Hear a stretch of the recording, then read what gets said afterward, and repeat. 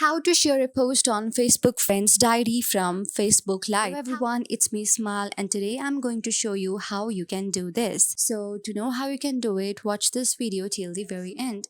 First of all, make sure you go on the Google Play Store and install and update the latest version of Facebook Lite on your device. After that, log into your account and open it. So you want to share any post to your friend, then you can simply go on the profile of that person. So this is me. So let's choose RNB group. If it's in a group or anything else, then you can also do it. So how you can do it is you can simply share anything. You can share video or write post on their profile. But can you share the videos or not? So simply go on any videos that they have shared and then you can simply share that to your post as well.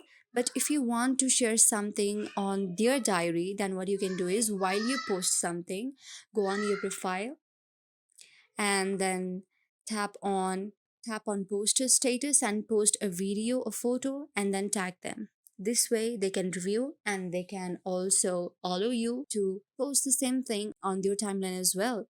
They can either share your photo for them to share it on their profile to be visible on their profile as well.